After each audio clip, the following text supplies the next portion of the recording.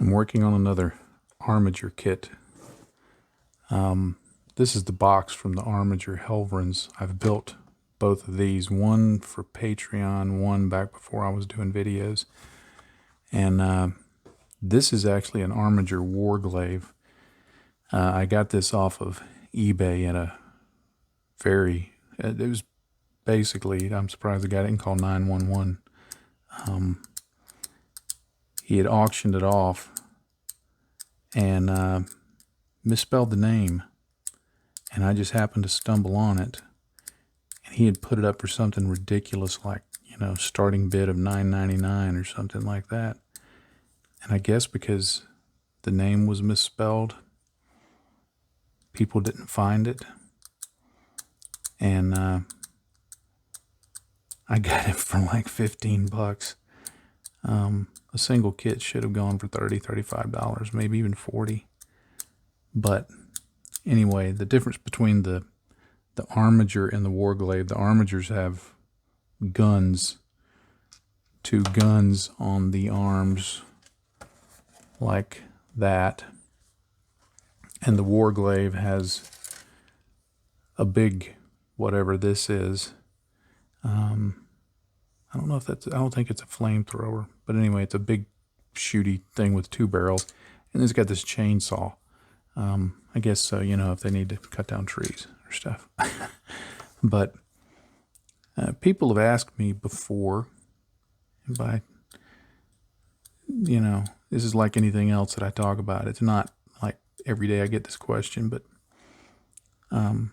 every now and then I get the question. People see me build the same subject multiple times, especially when I was doing aircraft. I did 84 Spitfires. And somebody said, don't you get bored doing Spitfires? And at the time, my answer was, well, no, I don't. If I did, I wouldn't do them. Because I just really liked Spitfires. I had Spitfire resources. I had Spitfire books. I could look up every serial number of every Spitfire ever made. I've still got the book. And see what its disposition was when it was built, what units it went to, what its fate was. I was just really super interested in them. But the other reason I built a lot of them, and the reason I build things like this Armiger multiple times, is to me it's kind of, because it's a known baseline, I can try different things and see how is this going to turn out, and have, I guess you'd say, almost a controlled environment. Sounds weird to talk about it like it's, some kind of scientific experiment. I know for me, a lot of my modeling is done, yes, I think this is a cool model. So that's I guess you'd say my primary motivation for building it. But my motivation for building it multiple times is to look at each of the previous models I did and say, okay, what could I have done better? What could I have done different?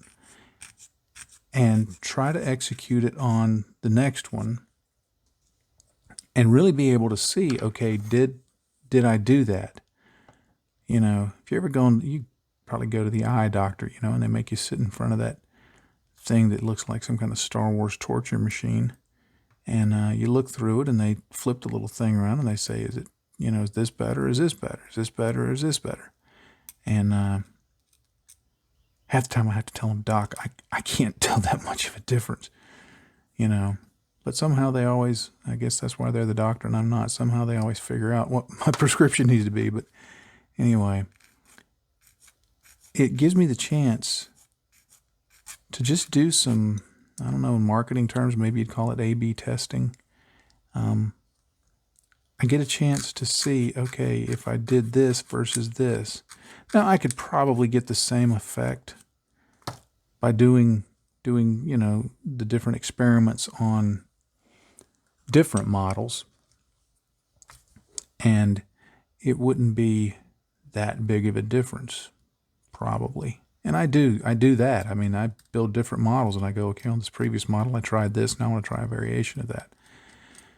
But I think there's some benefit, at least for me, in doing stuff multiple times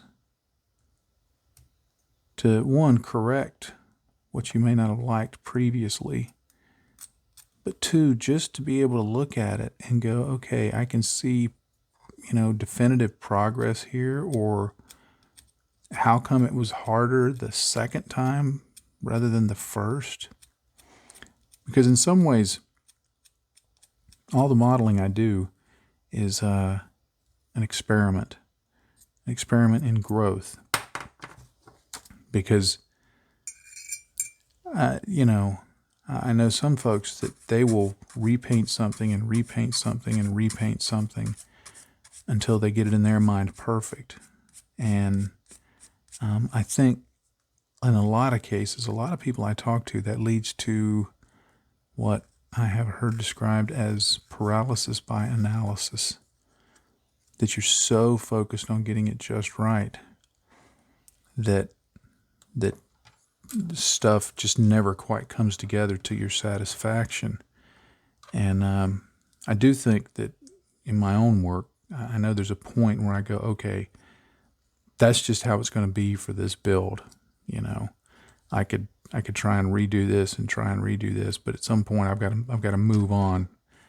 And that's another reason I like building multiples is,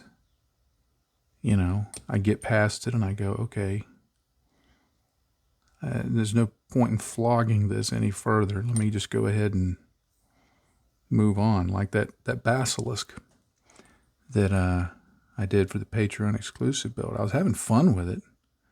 I think where I kind of went off the rails on that one, just to kind of chase that a little bit, where I went off the rails on that one was worrying too much about the figures.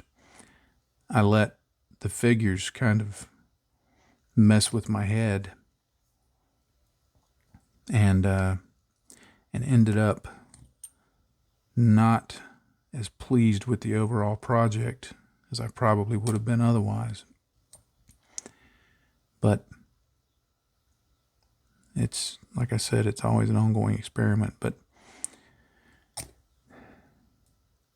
using multiples of the same model to just kind of test where you are, what your capabilities are, have you grown, what have you learned.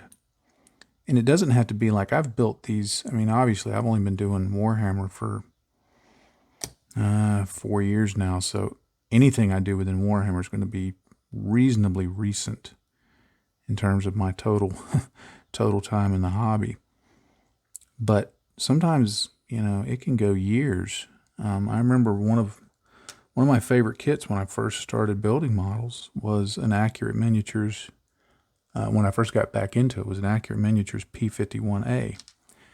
And I built that, and at the time, it was my third model since I'd gotten back in the hobby, my first one that I'd airbrushed. I still have it, actually. And I was, at the time, I was happy with it, and I showed it to friends, and they were all like, oh, wow, man. I remember one guy said, oh, we got a shark in the tank, man. He's going to eat us all. And I was kind of pleased with myself because everybody was, puffing me up like that. Well, probably, I don't know, 5-6 years, more than that went by. And I managed to pick up the same kit, same markings, same kit. And I thought, let me just build it like I did before, but not to try and copy what I did before, but just do it how I do it now and then look at how I did it then. I didn't even pull the model off the shelf to look at it. I didn't want to kind of contaminate my view of it, I guess you'd say. So I did it. I got done and I compared the two. And I mean, the original one wasn't bad. Man, it was so flat. No depth to it. No depth of finish. The new one that I did looked so much better. And it was kind of interesting because I was able to see, okay, here's what I've learned. And so I think doing multiples of the same model will help you out. Now, some folks, I've talked to them about that, and they go, that sounds like the least fun thing in the world. I never built anything twice. And I understand that. But I think what's helped me in my continued growth is viewing everything I do as more of an ongoing experiment and testing, how does this work? How does that work? How did I do this before? What can I alter slightly? And then pay attention to the results and see, does it make any difference if I use more water or less water, or, this other type of thinner or this other type of paint, or, one type of, tool over another, and just keep building up that information. I think it just helps me grow as a modeler, and being able to look at the same model over a period of time, and I'll admit it's probably a little crazy, but that's just who I am. But being able to look at it over a period of time and say, okay, now I can see growth. Now I can see I need to do this. I need to do more of that, less of this, that kind of thing. Has just been something that's helped me out a lot.